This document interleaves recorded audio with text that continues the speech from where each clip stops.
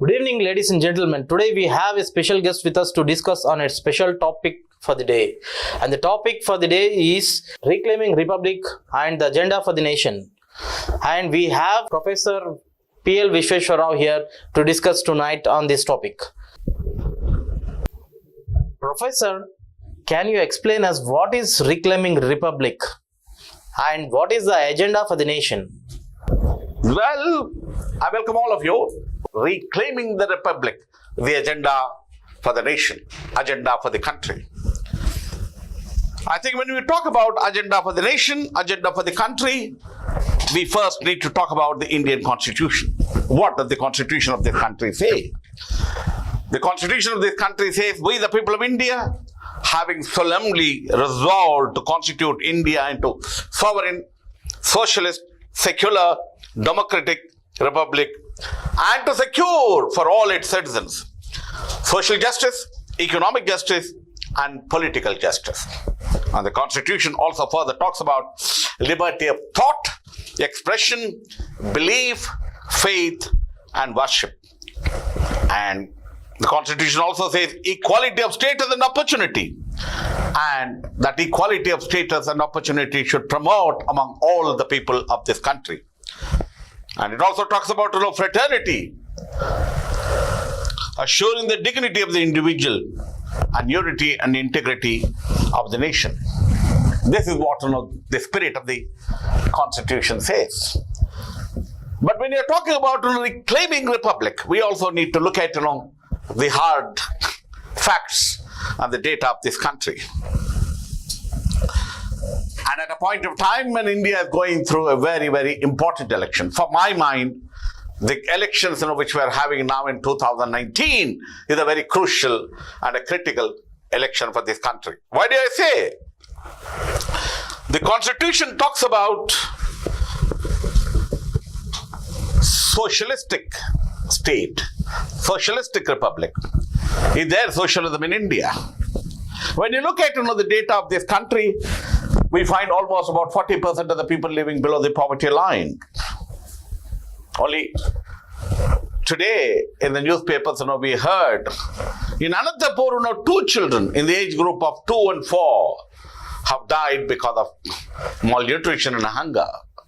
They did not have food to eat, they did not have water to drink, and these 2 children have committed, they've died. And these kind of incidents are reported from all over the country. So one of the major issues when we talk about the agenda for the nation is the kind of a poverty which is there in India. I'm also talking about socialism in India. Socialism means equality.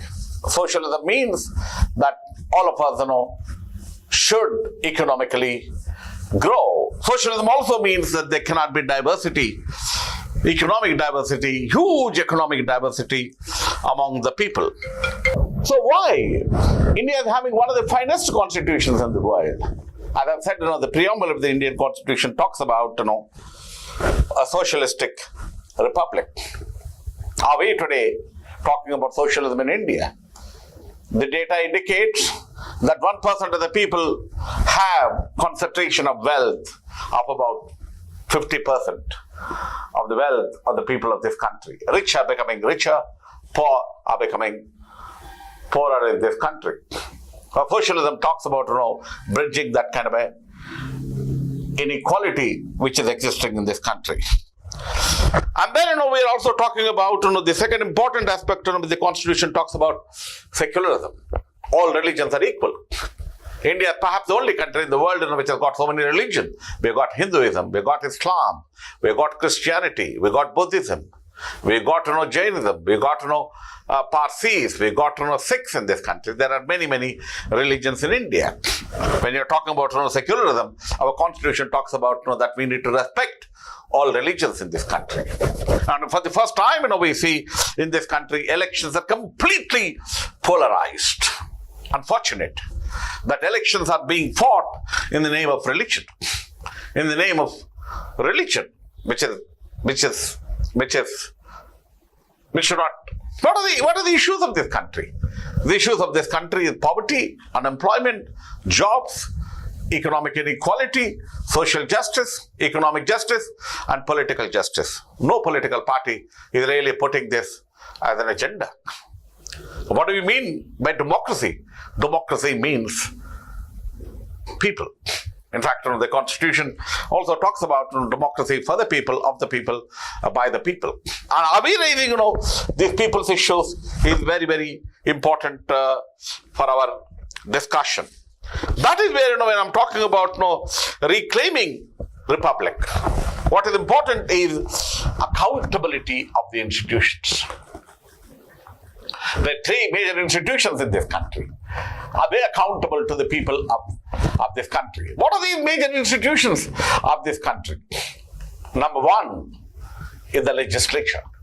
That is the Lok Sabha, Rajya Sabha, assemblies of and councils all over the country.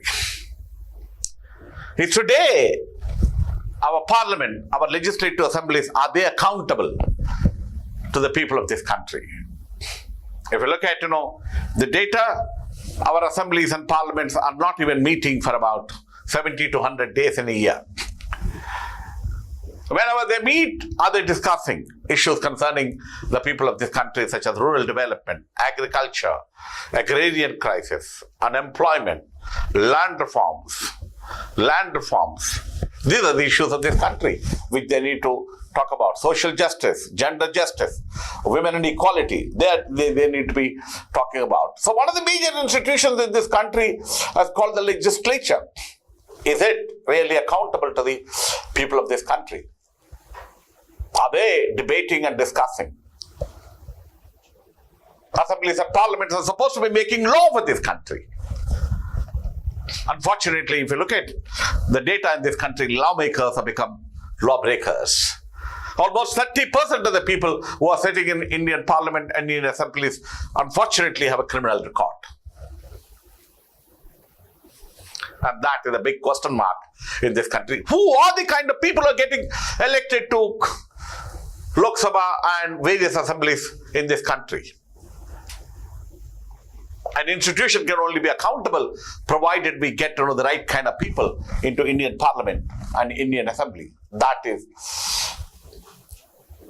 the issue we need to discuss very, very seriously. Are they accountable? One of the major institutions called legislature is only meeting for about 70 days in a year. And they are not discussing issues concerning this country. And many of them who are sitting in our assemblies and parliament are millionaires and billionaires who are sitting there. The richest and rich are sitting there. And how are they getting elected? The election commission in this country says that a person who is becoming a member of parliament should not be spending more than 70 lakh rupees. But all of you know, and I know, and you know, and people of this country know how much are they spending to become a member of parliament. They are spending crores of rupees to become a member of the parliament. In other words, they are violating the code. They're violating the norm which has been prescribed by the election commission. And someone wants to become a member of legislative assembly, is not supposed to be spending more than 28 crores, 28 lakhs. And we know how much are they spending to become a member of legislative assembly. They're completely violating the norm which has been set by the election commission. In that kind of a sense, we are not getting the right kind of people to sit in our parliament and assemblies. And political parties have got to be concerned about it. And not a single political party in this country is accountable. All political parties in this country have made it very clear, we do not want to come under the Right to Information Act. Why? They should come under the Right to Information Act. They should tell us from where they are getting the money, which industrialist is giving money, how much money he is being given. Is that the right kind of money which is getting into these political parties? All political parties have unanimously decided we will not come under the Right to Information Act. As citizens of this country, we are saying that every political party should come under the Right to Information Act. And they should declare where they are getting the money from to fight these elections. Elections have become big business in India. And we have to find good people who are technocrats, who are technologists, who are lawyers, advocates, engineers, teachers, activists. So if they are interested in public life, they should get into politics and contest as an MLA or an MP. But in that situation, they're in India. Can a professor, a leading judge, a leading advocate, can she become a member of parliament or assembly? Look at historically, when we got independence in 1947, the first parliament almost had about 50 to 60 of them who were there in public life. Many of them were advocates. Many of them came from social movements. Many of them were a part of the freedom struggle. But today, that scenario does not exist. That situation does not exist. We need to have people who are conscious of people's problems.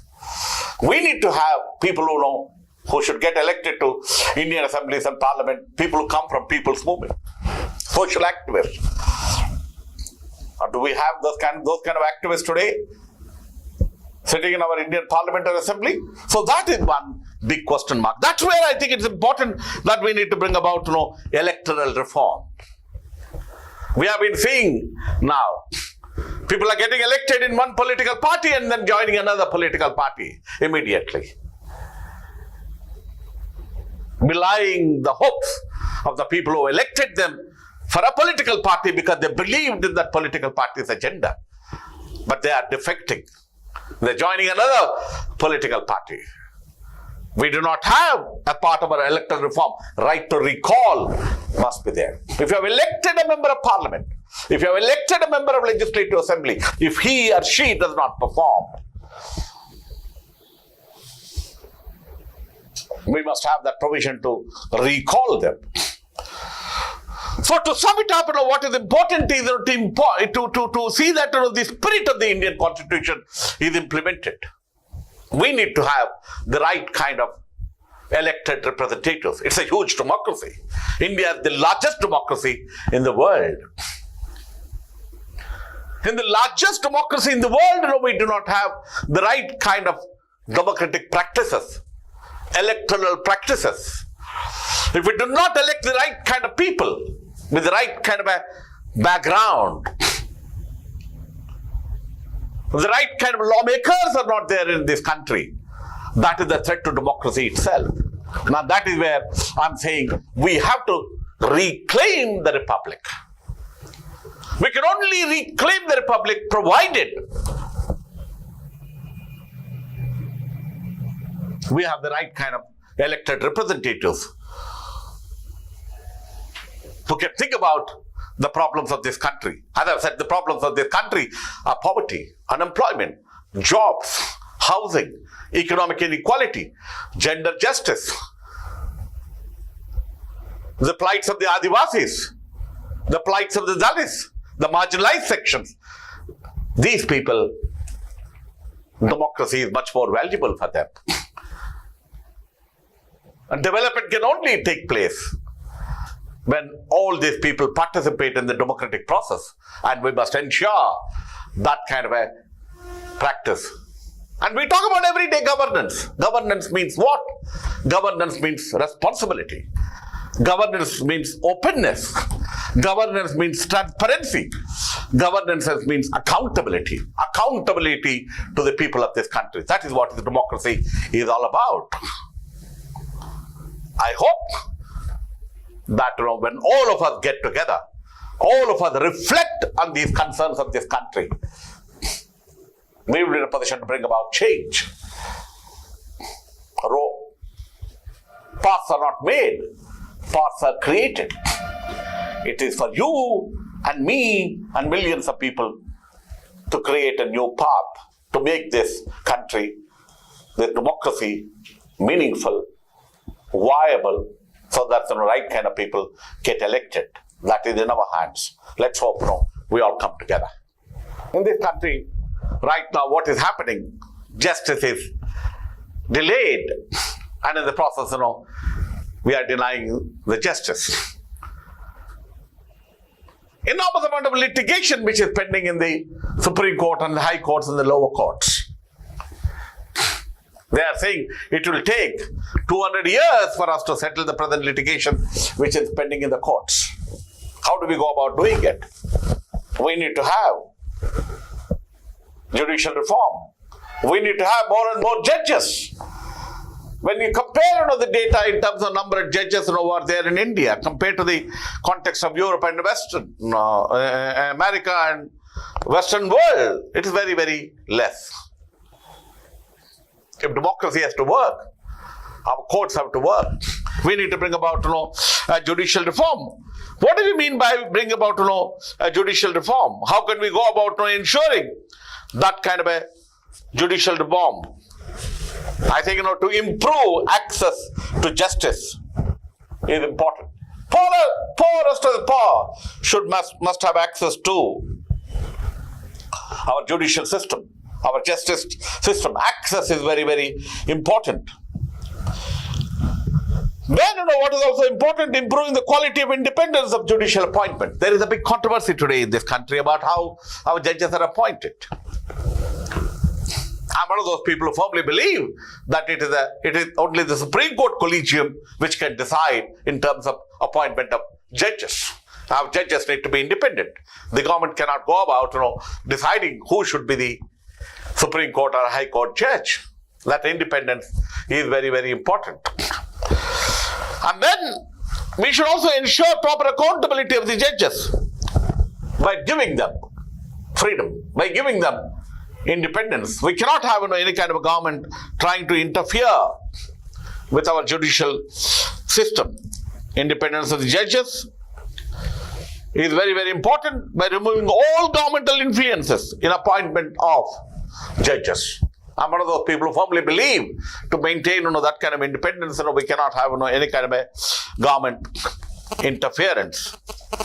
If government interference is there, then that's again another kind of a which shades the environment of democratic process in this country, and that is a threat to Indian democracy itself. The other important aspect I need to talk about when you are talking about reclaiming independence agenda for this nation is to talk about accountability of various kinds of institutions in this country. All of us have been fighting. One of the major problems of this country is corruption. And according to Transparency International, India is one of the most corrupt countries in the world. We stand somewhere among the 180 nations. We stand somewhere among one of the most corrupt countries in the world. So that is where I think it's important. All along we've been talking about setting up a Lokpal. Lokpal has been set up recently after being fighting for so long. And Lokpal has to function in a transparent manner. It's not a question of simply bringing about a legislation, but we need to see these institutions work. There are several Lokayuktas all over the country. Are they working? Is corruption being eliminated in this country? Corruption is being reduced in this country? As part of several legislations we have, Right to Information Act we have. Are we implementing the Right to Information Act in a way it should be implemented? Do people have access to this legislation so that they can get any kind of information from any kind of a public accountable institution? And then we have a Whistleblowers Protection Act which is passed in 2014. Are we implementing the Whistleblowers Protection Act? What does Whistleblower Protection Act mean? Anyone can alert any governmental agency such as CBI, Central Bureau of Investigation, or Anti-Corruption Bureau, or Lokayukta, or Lokpal, saying that someone is having disproportionate wealth, some institution is corrupt, some government organization is corrupt, someone is taking money. That is what Whistleblowers Protection Act talks about. If someone is alerting one of these agencies, which is examining or which is looking into corruption, he or she will be protected under the law. Under the law. Are we making this law popular? Are people of this country using the Whistleblowers Act which came into existence in 2014? I think it is very, very important in this country. People of this country have to know the legislations and the laws we have in this country. Any kind of a law which we make, is for the people of this country. Take, Right to Information Act which came into existence long ago. Several activists under the Right to Information who have been fighting for implementation of the Right to Information Act. Several of them, which have been asking for information under the Right to Information Act have been killed, have been eliminated. But today, in this country, we are talking about one of the major issues of this country. The Rafale deal. What are the people of this country saying? Find out, what this deal is all about. How did we go about placing the order?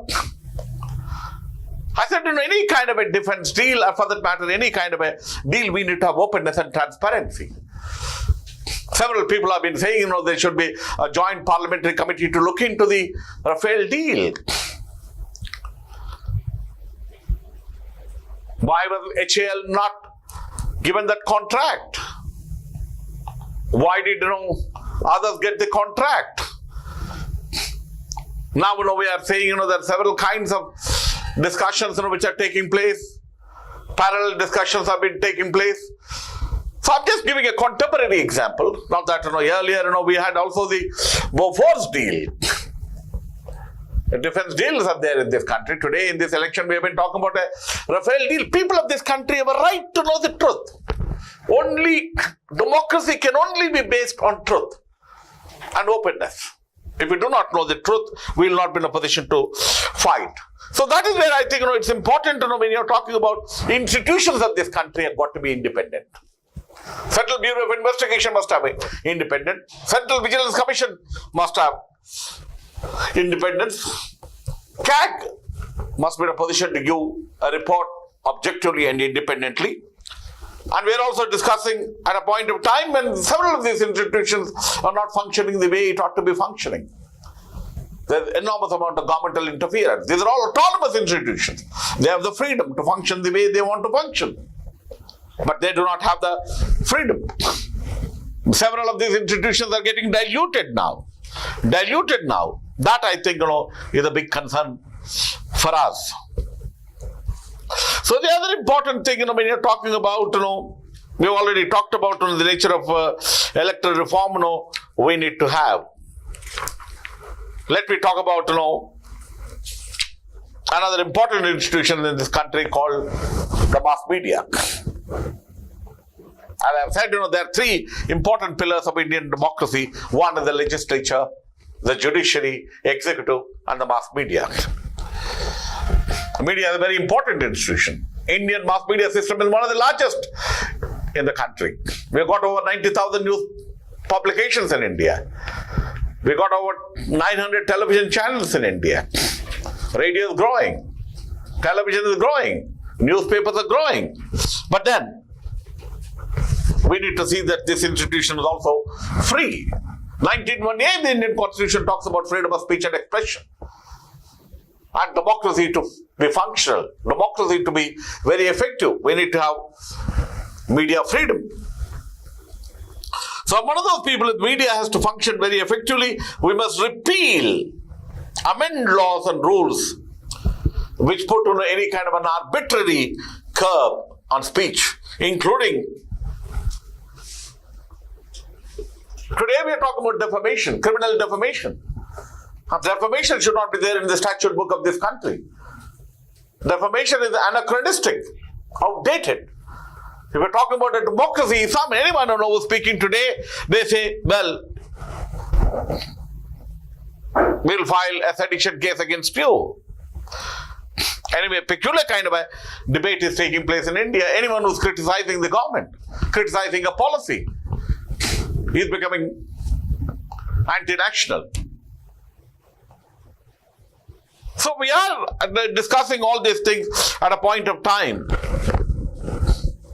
when media has to have freedom. And I'm one of those people who believe remove all forms of censorship. Media has to function openly. There must be open discussion about various issues of this country. Then, we cannot have any kind of a governmental control. As I've said, we are the largest democracy in the world. In the largest democracy in the world, we cannot have any kind of an interference of this nature.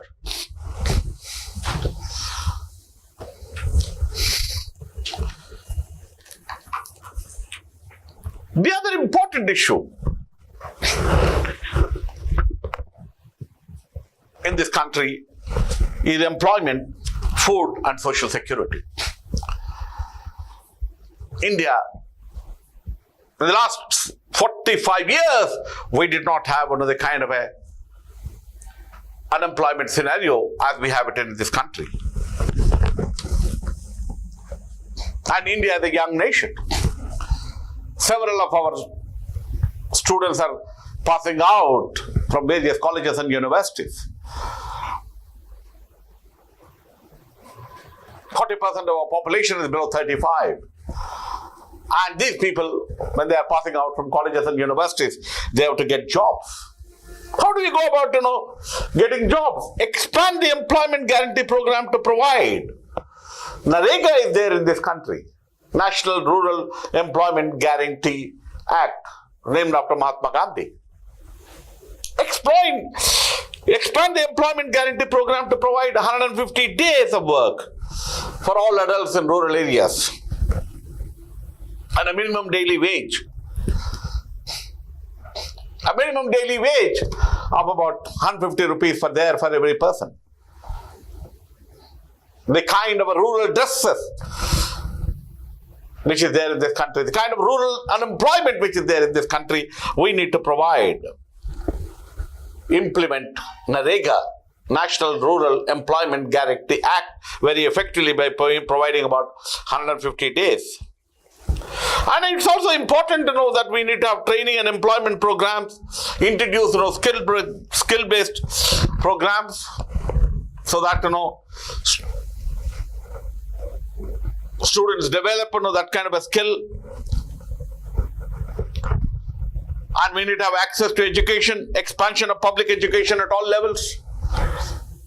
All along, we have been talking about invest 30% in school education. No state is investing more than 6 to 10% in education. Higher education, we have been saying, invest about 6% in higher education. We are only investing 1.8%. There are several vacancies, which are there, which have got to be filled.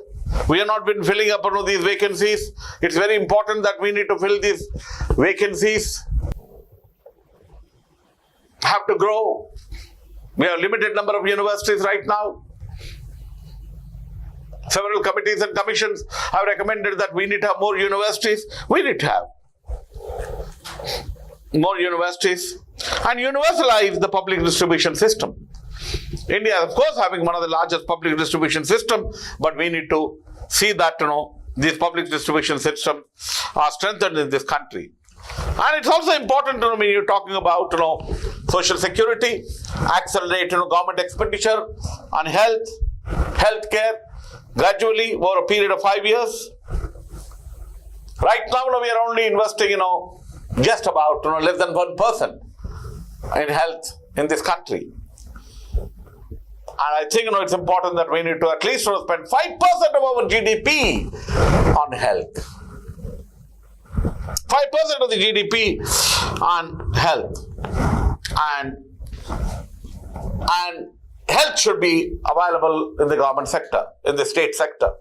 We need to strengthen our healthcare system all over the country, particularly government hospitals, rural hospitals, primary health centers.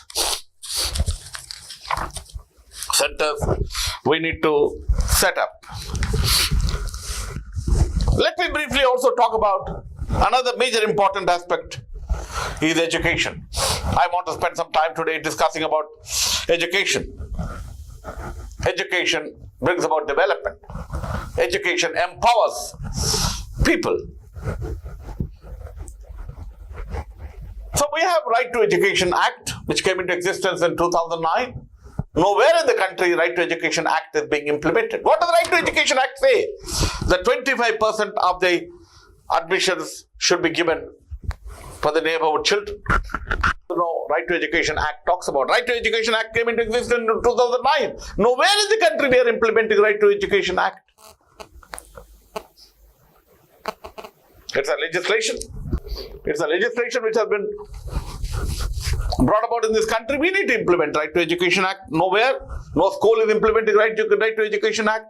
Why bring about a legislation if that legislation is not being implemented? All along, in terms of education, we have been talking about, invest, more in education. We are not doing that. Priority should be given for school education. In India, school education becomes very important. The data indicates that before, they complete, 10th class, about 60 to 70% of them are dropping out. More girls are dropping out from schools in India because, they do not have basic facilities there. If water is there, no toilet. If toilet is there, no water.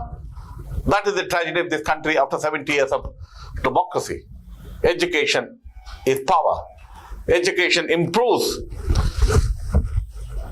the economic status of a country. So both school education, secondary education, we need to have more vocational courses. We need to have more industrial training institutions. Industrial training institution. Higher education has to be strengthened. And then, the action plan for strengthening education is to ensure every school RTI is implemented. Number one, ensure every school RTE, Right to Education, is implemented. An increase in expenditure of education at minimum of 6% in higher education, about 25 to 30% in school education. School education. There is shortage of teachers. We need to end the shortage of teachers. We need to have qualified teachers who can understand children. Background in psychology, background in social sciences, background in science, history, geography. Talented teachers need to be recruited. And there has to be tenfold increase in industrial training institutions. Undertake a national campaign to sustain universal function of literacy and numeracy. We have been talking about all along universalization of primary education. So, as I've said, education is very, very important. We need to strengthen our school system. And the last point in terms of education, when I talk about why are we not having a common school system? Why are we having so many kinds of systems? There's the CBSE board, there's a state board, there's an ISC board. All kinds of schools are there in this country. Panchayat schools are there, municipal schools are there, international schools are there, Navodaya schools are there, central government schools are there, state government schools are there. Why this kind of a inequality in higher education? When a country like America can have common school system, when a country like America can have a neighborhood school system, America is not a socialistic country. Our constitution talks about socialism. America is a capitalistic country. In a capitalist country, education from LKG to 12th class is free. And I think it's very, very important in India to eliminate inequalities in education. We need to send all our children to a same school. Then only it is possible that we can go about improving the education in this country. I would like to sort of raise the major concerns of India when you're talking about reclaiming republic agenda for this nation. India is the largest democracy in the world. And elections now which are being held in the world's biggest democratic exercise. We are having elections with parliamentary elections, and also in some states, assembly elections are being held simultaneously. And what is important is, economic development should assume the center stage when you are fighting an election. Elections mean, economic development should be the center stage.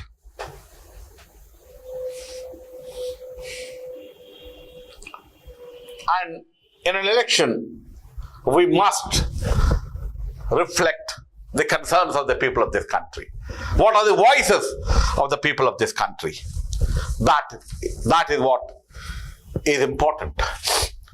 When you're talking about governance in popular parlance, is dharma, righteousness. Ensure democracy means ensuring common good. Democracy means ensuring public interest, not private interest.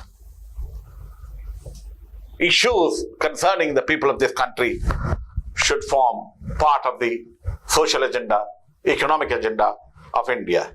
That's where I think good governance must ensure both Swaraj, Suraj and Ramraj. I repeat again, good governance must ensure both Swaraj, Suraj and Ramraj. That will mean good governance also includes political accountability, rule of law, independence of judiciary, protecting human rights, promoting social justice in India, bureaucratic accountability, quality of service, openness, transparency, efficiency, effectiveness. And it involves democratization of all our institutions. Functioning should be based on truth and trust and transparency. And what are the qualities required for a person who is in public life?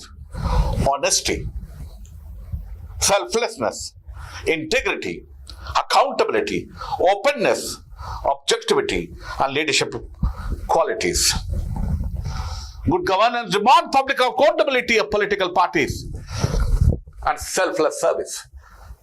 The meaning of governance itself in a democracy should mean public accountability, accountability to the people of political parties and selfless service. That is what democracy is all about. That is what governance is all about. And when we are fighting elections, the citizen should be the focus of all of our actions. The citizen should be the center of our electoral process. And I think it is important that only good persons constitute a good party. A good party should provide good politics. Good politics would mean providing good economics, good society, and a good nation. That is what politics should be all about. And then good governance also means in the context of elections, we need to talk about free and fair elections. Are elections free in India? Are elections fair in India? Fair in India. Voters must have the right to exercise the right in a rightful manner. So that's where I think it is important to know that we need to talk about certain amount of political reform is required. The election commission should be transparent, should be open,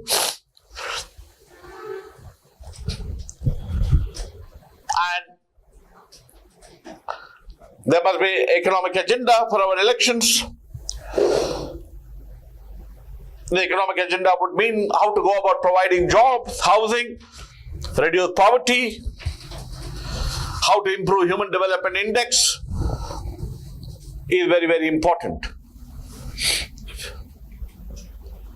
And in the process, corruption is rampant in India. And how to go about reducing corruption.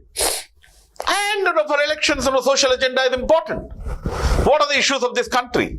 following issues need to be addressed. Democracy means just not holding elections. Democracy means, trying to solve the major concerns of the people of this country. Poverty. There is rural poverty and urban poverty.